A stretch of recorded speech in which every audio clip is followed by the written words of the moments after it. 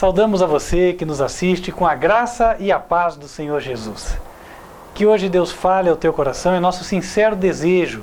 Tenho certeza de que nesses tempos turbulosos o que nós mais precisamos é da palavra do Senhor. E que hoje ela possa vir de encontro exatamente ao que você precisa. Queria convidar a todos para abrirem as Bíblias no livro de Mateus, capítulo 25. O tema de hoje, ele é bem conhecido, porém a aplicação que se fará do texto bíblico, não. Mateus capítulo 25 vai tratar da parábola das 10 virgens. A parábola das 10 virgens. No versículo número 1, o Senhor Jesus disse: então, o reino dos céus será semelhante a 10 virgens que, tomando as suas lâmpadas, saíram ao encontro do esposo. E 5 delas eram prudentes e 5 loucas. As loucas, tomando as suas lâmpadas, não levaram azeite consigo. Mas as prudentes levaram azeite em suas vasilhas com as suas lâmpadas. E tardando o esposo, tosquenejaram todas e adormeceram.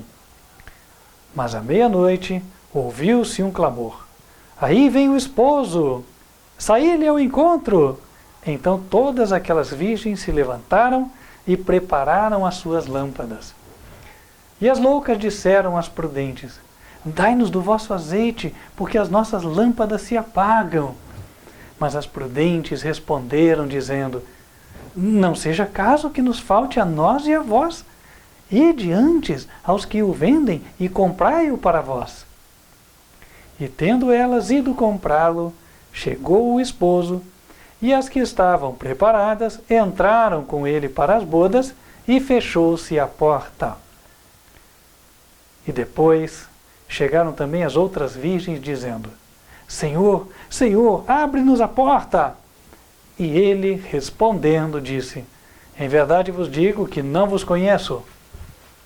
Vigiai, pois, porque não sabeis o dia nem a hora em que o Filho do Homem há de vir.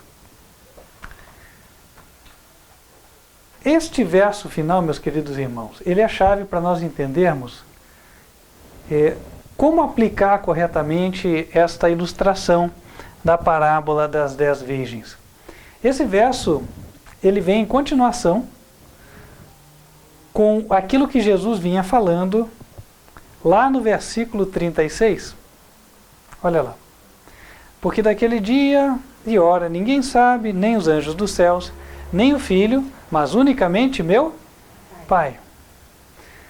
E, capítulo 24, perdão, versículo 36. Versículo 37. E como foi nos dias de Noé, assim será também a vinda do Filho do Homem. Porquanto, assim como nos dias anteriores ao dilúvio, comiam, bebiam, casavam-se e davam-se em casamento, até o dia em que Noé entrou na arca e não o perceberam, até que veio o dilúvio e os levou a todos, assim será também a vinda do Filho do Homem. Versículo 44. Por isso, estáis vós apercebidos também, porque o Filho do Homem há de vir a hora em que não penseis, não cuidais. Olha que é o mesmo sentido daquele verso que nós lemos lá no capítulo 25. Jesus vai vir na hora em que não cuidamos, em que não pensamos, em que não esperamos. Como é que é isso? A Bíblia diz que todo o olho o verá. Então, de que vinda Jesus está falando? Ele não está se referindo à sua vinda nas nuvens do céu, ou o arrebatamento, como muitos entendem assim. Ele está se referindo especificamente ao juízo, ao julgamento que ele fará de cada um de nós. Nós passaremos uma vez no juízo, e uma só vez. E ele disse que nós não saberemos quando o nosso nome passará lá. Razão pela qual nós devemos vigiar, estarmos sempre preparados. É interessante porque na época do dilúvio, como ele bem observou, as pessoas estavam ocupadas com as suas atividades, até o momento em que Noé entrou na arca com a sua família, mas ele passou desapercebido, ninguém se deu conta. Ninguém percebeu. Eles só perceberam que Noé estava com Deus e eles não, quando caiu a chuva. mas daí já era tarde. E é neste contexto que ele nos dá a parábola das 10 virgens. Ou seja, querendo mostrar o seguinte: meus queridos irmãos, pode ser que nos últimos dias da história desta terra, vocês estejam entre aqueles que estão buscando as coisas deste mundo. E acabam que ficam tão absorvidos com isso que não se dão contas de que o seu destino eterno está sendo decidido lá no céu. E se isso acontecer, pode ser que você descubra só quando for tarde demais. Este é o princípio ensinado através deste exemplo. E é neste contexto que ele introduz a parábola das 10 virgens, ou seja, o perigo que alguém corre de, na hora em que Jesus vai definir o seu caso, não estar preparado e estar desapercebido, não estava vigiando. Mas a parábola das 10 virgens, ela fala especificamente para que classe de pessoas? Nós vemos que quando ele citou, por exemplo, o caso de Noé, ele estava se referindo a todas as pessoas da terra. Quem conhece a Bíblia, quem não conhece, porque vai chegar um dia em que a sentença vai ter sido passada sobre todos. Então, quem não conhece, com certeza, naquele dia, já terá tido oportunidade de conhecer. Porque, gente, ninguém engana Deus. Sabe, tem muita gente que já, aos olhos de Deus, conhece, porém não leu. Como? Sabe aquela pessoa que quando alguém vai falar algo, ela fala assim, não, melhor nem fala para mim que eu não quero saber. Pensando, melhor eu não saber, porque se eu não sei, eu não sou condenado. Né? Mas como é que Deus avalia isso? Entende? Quer dizer, Deus conhece a nossa, entre aspas, esperteza. Deus conhece. Conhece ou não conhece? Claro que Ele conhece. Então, nada está oculto aos olhos do Senhor. Quem nós somos, o raio-x interno nosso, Deus tem. O raio-x da nossa alma, da nossa mente. Razão pela qual nós devemos ser sinceros diante de Deus. E o sincero é estar de coração aberto com Deus, falar com Ele, bom Senhor, o que queres que eu faça? Ou se Deus pede alguma coisa que eu não estou querendo fazer, bom, eu abro meu coração e digo, Senhor, eu não estou com vontade de fazer, mas me ajude. Eu peço ajuda. E assim, Deus vai trabalhar na minha vida. Ninguém melhor que Ele para saber como me mudar. Foi Ele quem me fez. E meus queridos irmãos, ele fala então de 10 virgens. Vamos traduzir isso aqui porque nós sabemos, as parábolas são dadas em linguagem simbólica. Então cada coisa que ele fala simboliza algo, quando a gente descobre os símbolos e entende a mensagem. Então vamos lá. Mulher em igreja representa o quê? Perdão. Mulher na Bíblia, linguagem simbólica, representa o quê? Igreja. Acabei dando a resposta antes, né, irmãos? Então, 10 virgens. Bom, uma igreja prostituta, obviamente, seria uma igreja infiel, cheia de pessoas infiéis a Jesus. Mas uma igreja virgem traz a ideia de uma igreja de pessoas fiéis, sinceras, não é verdade? Que buscam conhecer a verdade. São pessoas que abrem a Bíblia. Mais ainda, que classe de pessoas são estas? Bom, diz que todas elas tinham lâmpadas. E o que são lâmpadas em linguagem simbólica? Vamos abrir? Salmos, capítulo 119, versículo 105. Salmos 119, verso 105. Perfeito, nosso ancião aqui, irmão Deolindo, já se lembrou. Lâmpada para os meus pés é a tua palavra e luz para o meu caminho. Então, vamos considerar o caso das 10 virgens. São pessoas aqui na Terra que têm a Bíblia na mão, mas além de ter a Bíblia, conhecem a verdade, conhecem o caminho da luz. Olha, nestes anos que temos de caminhada, conhecemos muitas pessoas que já estiveram conosco. Pessoas que conheceram a verdade. Pessoas que conhecem a teoria que nós já conhecemos da Bíblia, porém, hoje não estão aqui. Não estão perseverando na doutrina. Alguns voltaram para o mundo, para as práticas do mundo. outros estão em outra doutrina não apoiada pela Bíblia, não é assim? E cada um está num diferente lugar. É interessante porque as 10 virgens, todas elas tinham lâmpadas. Mas o que aconteceu com aquelas 10 virgens? Bom, diz a história que o noivo demorou. Não é assim? O noivo demorou. E o casamento oriental é um pouco diferente do que nós estamos acostumados a ver. Aqui, no Brasil, por exemplo, a expectativa é ver a noiva, não é assim? Então o noivo já fica lá no local certo, na igreja, esperando para que as portas se abram e apareça lá a sua amada. Porém, no casamento oriental era diferente. A expectativa era para a chegada do noivo. A noiva já estava em casa. É interessante, né? Para nós é até difícil conceber isso aí. Mas era assim, eles estavam acostumados. Então, quando Jesus dá a parábola das 10 virgens, ele dá para pessoas que tinham este pensamento. Então, as mulheres, na expectativa do noivo, representam pessoas que estão na expectativa do noivo espiritual. Quem é o noivo espiritual da igreja? Cristo, é Jesus, marido da igreja. Então, pessoas que diziam, olha, Jesus vai voltar logo.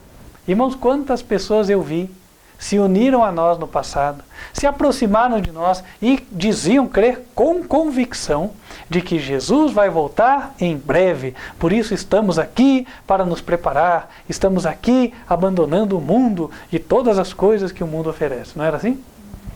E aí pessoas perseveravam na palavra, na Bíblia, etc.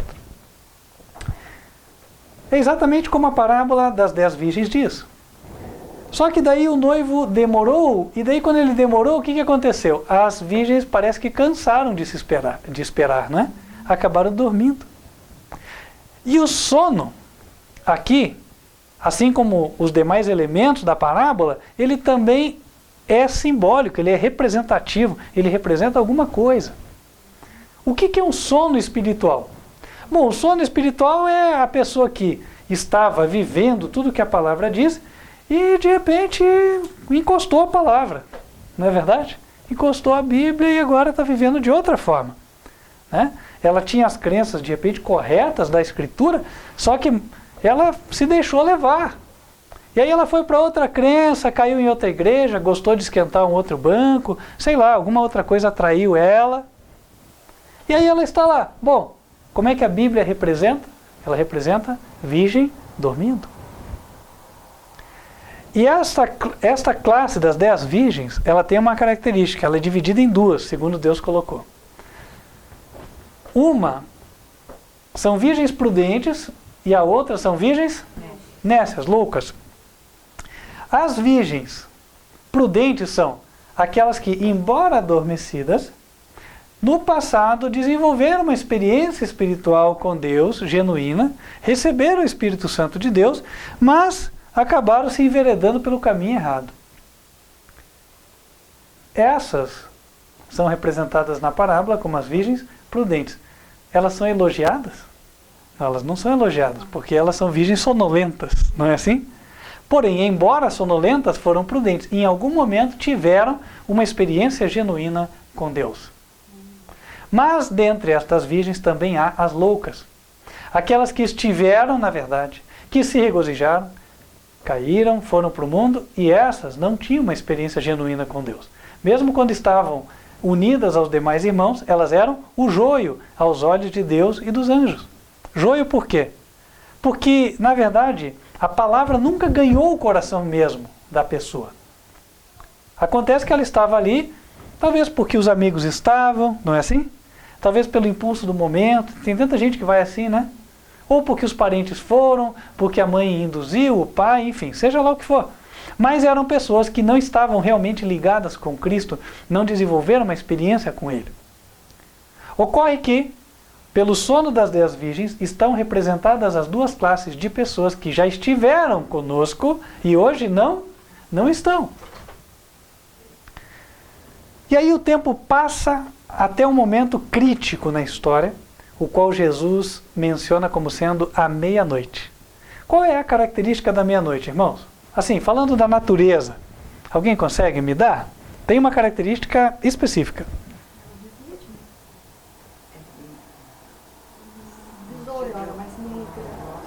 Ah, tem um detalhe. A meia-noite, claro, ele foi convencionado que a meia-noite é o divisor de um dia para outro dia, mas Jesus não trabalhava com esta convenção. A propósito, nessa época nem existia isso.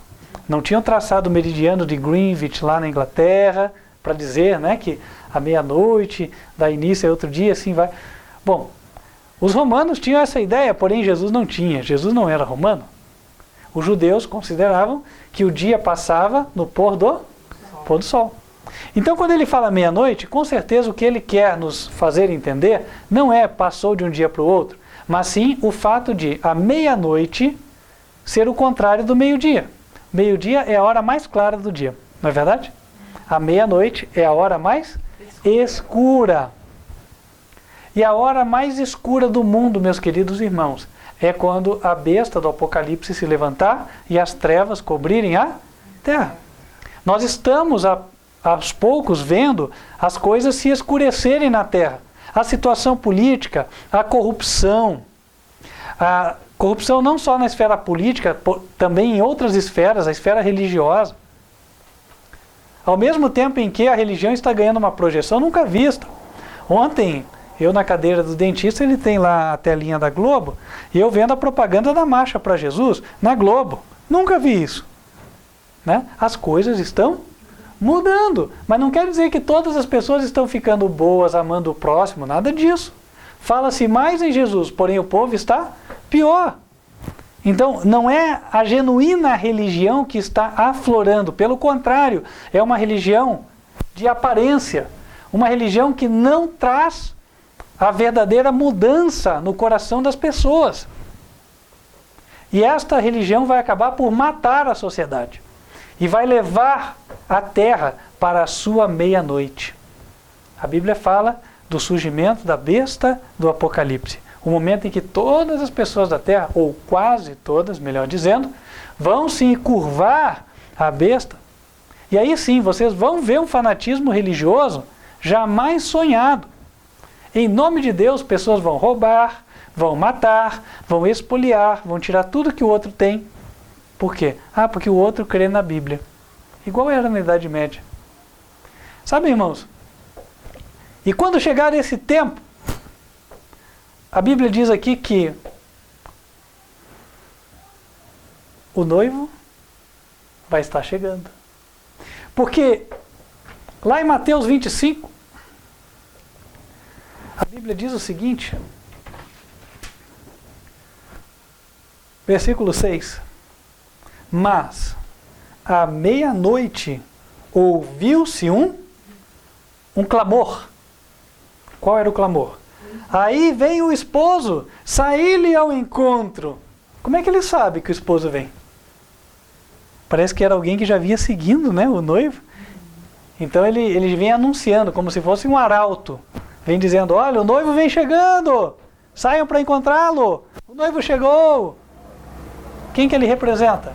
As pessoas que conhecem a profecia bíblica. Porque as profecias falam dos sinais da volta de Jesus. E as pessoas que conhecem as profecias, elas sabem quão próximo está o noivo. Então elas sabem que o noivo está se aproximando e elas dizem, eis o noivo, saiam ao encontro do noivo.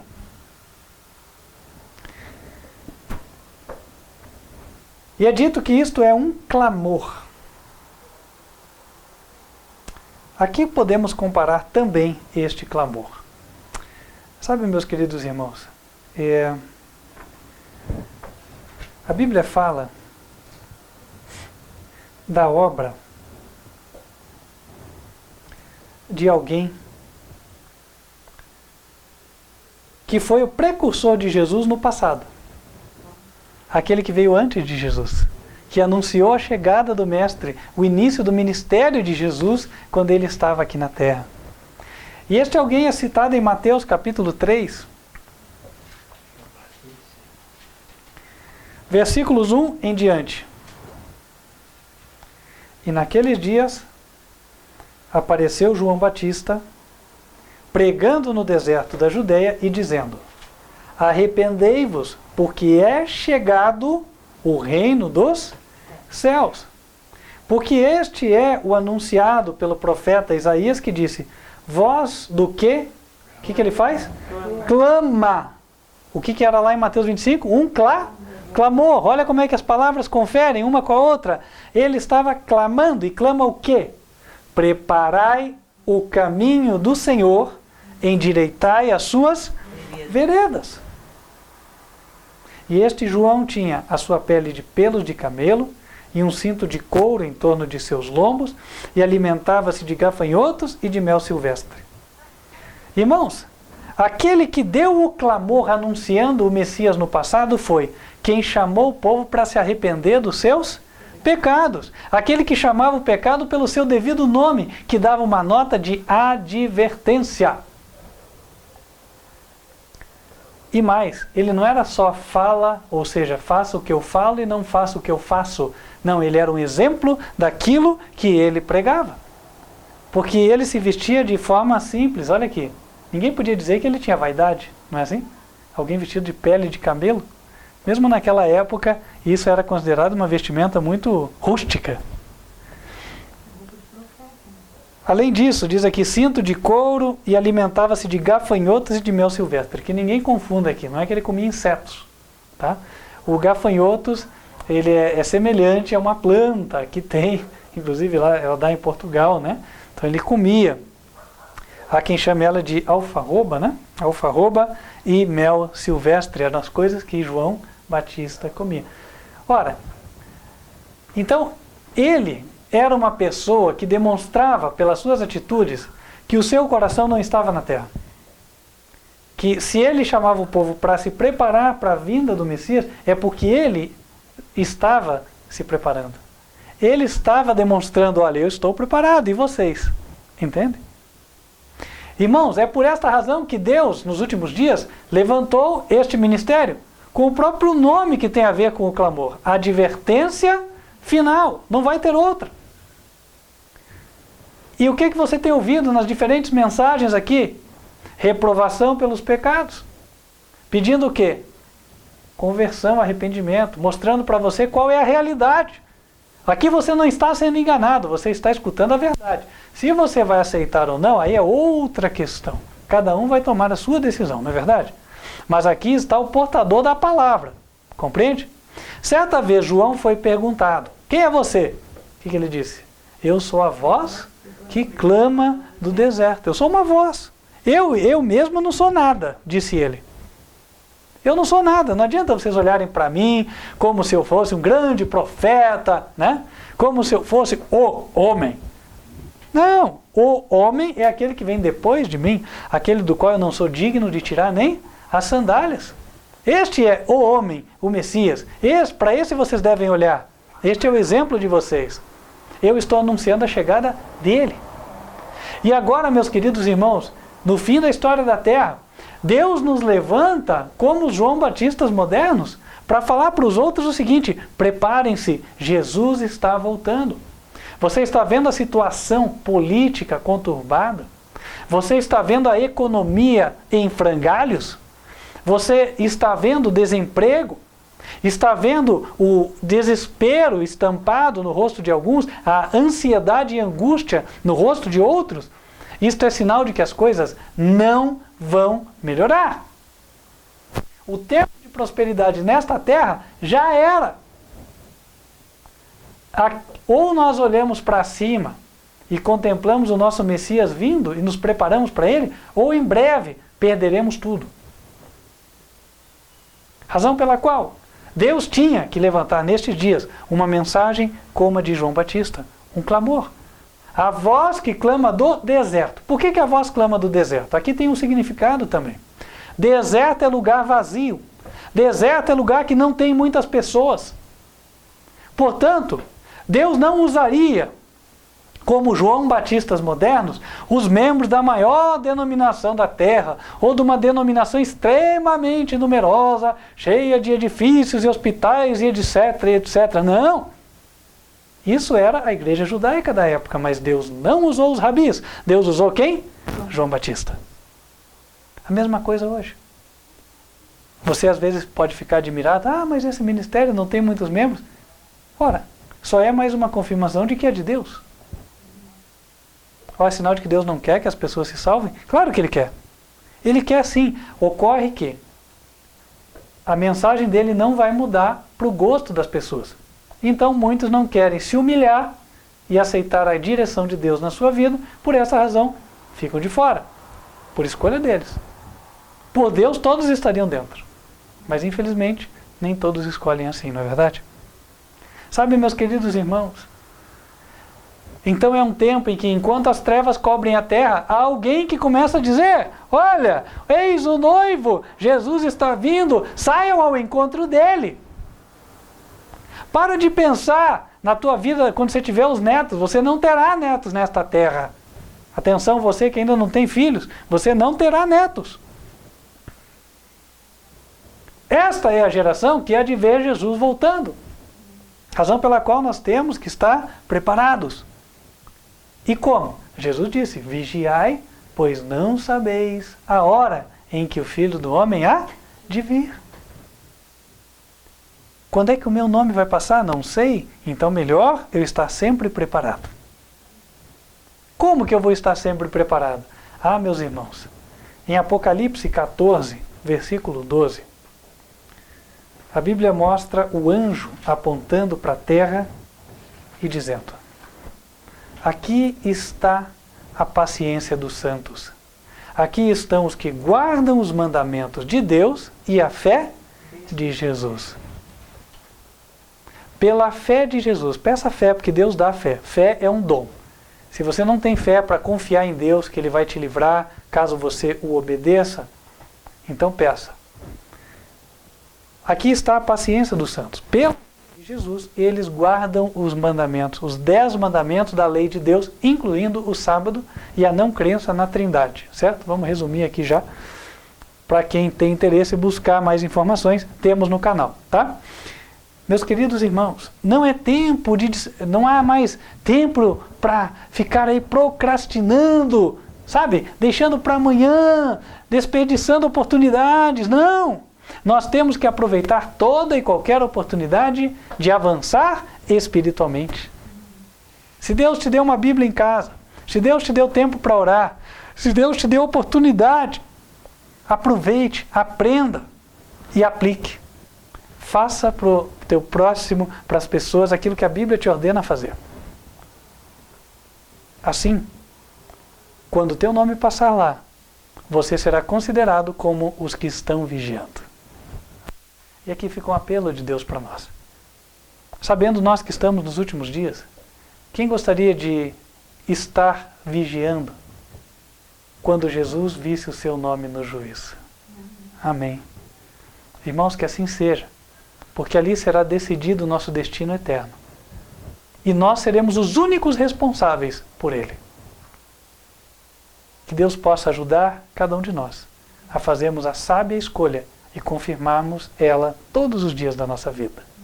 Vamos nos colocar de joelhos e falar com o Senhor.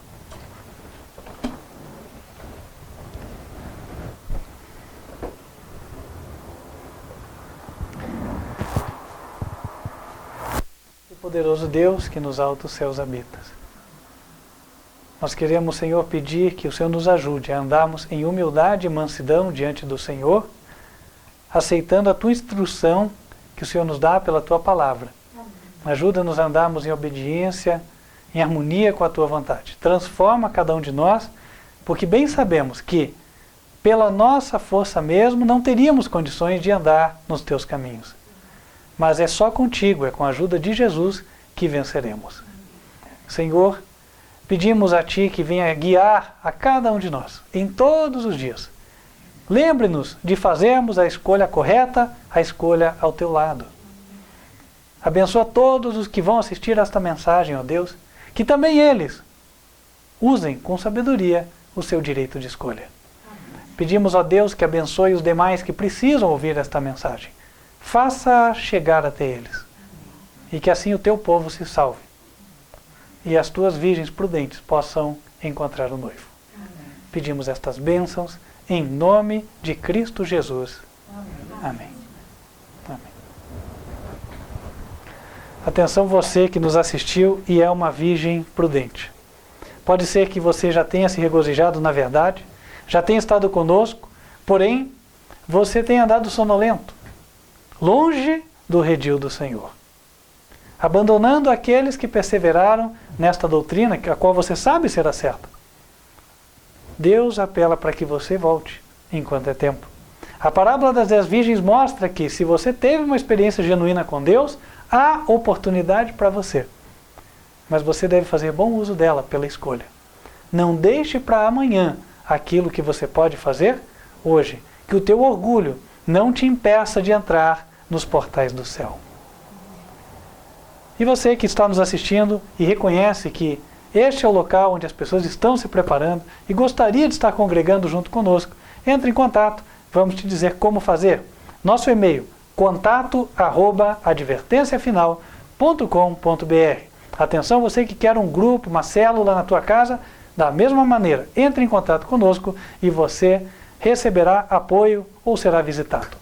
Fecha os teus olhos, vamos invocar as bênçãos do Senhor sobre a tua vida. E lembrando, você nos assiste de novo, próximo sábado, 15 para as 10, Escolinha das Crianças, e 15 para as 11, Mensagem do Culto.